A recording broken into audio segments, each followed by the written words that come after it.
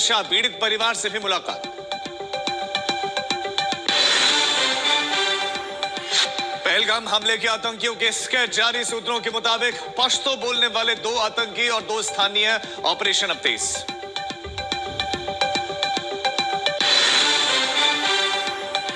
पहलगाम हमले में पाकिस्तानी साजिश का खुलासा, रावलकोट के TRF आतंकी शामिल, स्थानीय दहशतगर्दों की इलाके में रेकी।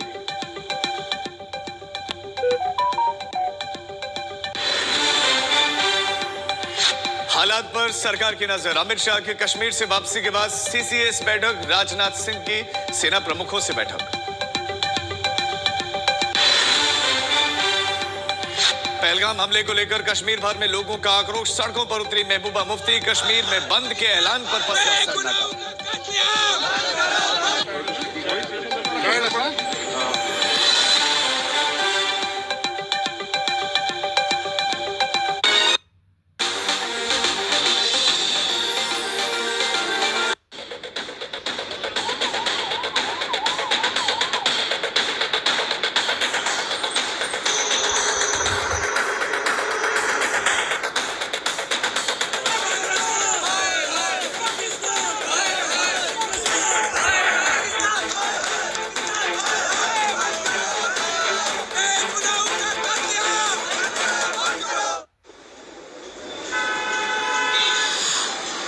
आप देख रहे हैं आज तक आपके साथ, मैं हूं श्वेता सिंह और लगातार पहलगाम हमले की खबर पर हम बने हुए हैं।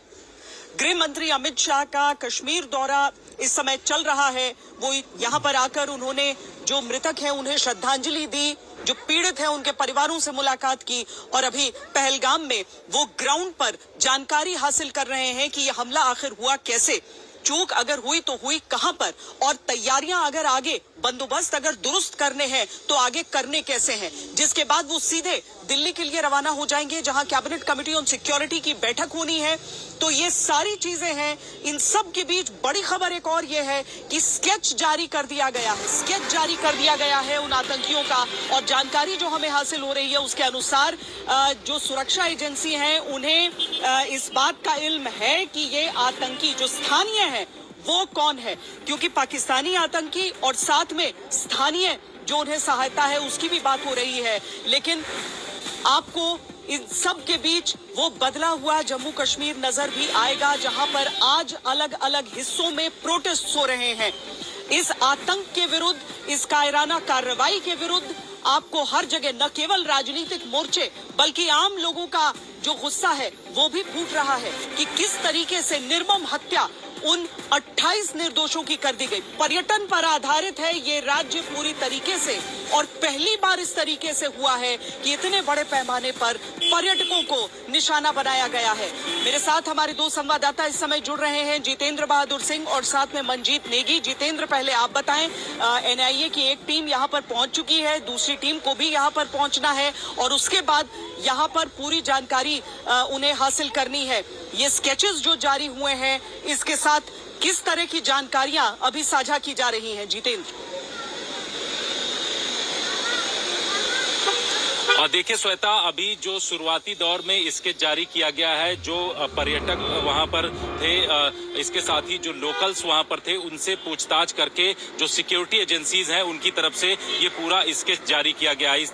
जो लोग वहां पर मौजूद थे, जब उन्होंने जानकारी दिया तो उसके बाद ये एक विस्तृत इसके जारी किया गया। सबसे बड़ी बात यह है कि 2 आतंकवादी जो पाकिस्तानी हैं, जिनके बारे में जानकारी मिल रही है, जो कि पश्तो लैंग्वेज बोल रहे थे उस दौरान, और ये तमाम बातों की जानकारी जो है सिक्योरिटी एजेंसीज को, जो लोकल्स हैं, इसके साथ ही जो पर्यटक हैं जो हताहत हुए हैं, उसमें से कई लोगों ने इस तरीके की जानकारी दिया है। तो इन तमाम चीजों को लेकर के एजेंसीज आगे बढ़ रही हैं। NIA की एक टीम श्वेता लोकेशन पर पहुंच रही है और उसके साथ ही फॉरेंसिक टीम मौजूद है जो कि इन तमाम चीजों की छानबीन करेगी। इसके साथ ही एक जम्मू से टीम, जो बड़ी टीम है NIA की, वो भी वहां पर पहुंच रही है, इस तरीके की जानकारी मिल रही है। और इस पूरे मामले की विस्तृत तफ्तीश की जाएगी, क्योंकि जिस तरीके से हाथ आ रहा है, जो खुफिया एजेंसीज हैं, जो सूत्र बताते हैं कि आतंकी जो है, जो मास्टरमाइंड इसका है, वो पाक अधिकृत कश्मीर में बैठा हुआ है, सैफुल्ला जो है, सैफुल्ला नाम का व्यक्ति, और इसने एक कुछ महीने पहले मीटिंग भी किया था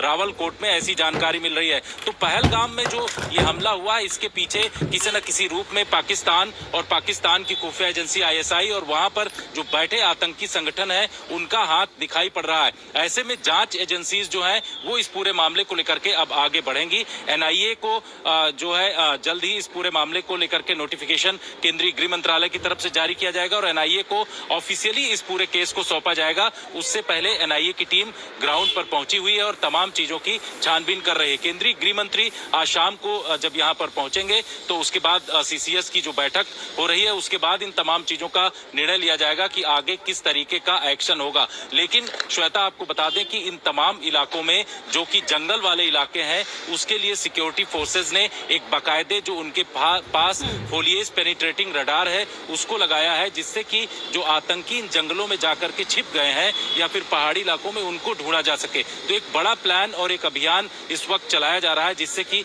आतंकवादियों को निकाला जाए, और उसके लिए बाकायदे स्केच भी जारी किया गया है। हवा से, जमीन से, हर जगह से नजर रखने की कोशिश की जा रही है। जैसा कि हम आपको बता रहे हैं कि जुलाई के महीने से अमरनाथ यात्रा की भी शुरुआत होनी है। किसी भी तरीके से ये नहीं गुंजाइश हो सकती कि आतंकी वहां से निकल भागे। पिछले कुछ एक्शंस में कम से कम पीर पंजाल के दक्षिण के इलाकों में इस तरह की घटनाएं हुई थी, लेकिन यहाँ पर यह चांस नहीं लिया जा सकता है बिल्कुल। इसीलिए सारी सुरक्षा एजेंसियां पूरी तरीके से झोंके हुए हैं खुद को। आपको ये भी बता दें कि पश्तो भाषा में बात करते हुए ये सारे आतंकी सुनाई दिए हैं।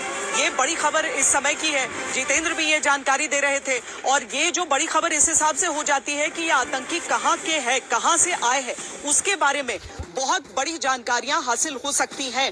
जो स्केचेस जारी हुए हैं उनमें उनके जरिए भी अभी ये तलाशा जा रहा है, लोगों से जानकारियां भी आगे मांगी जाएंगी कि जो स्थानीय हैंड है, जो एक तरीके से जिसके समर्थन के बिना हो ही नहीं सकता था इस बड़े पैमाने पर हमला, वो कौन है, और उसके बाद दबिश की शुरुआत उस हिसाब से भी होगी।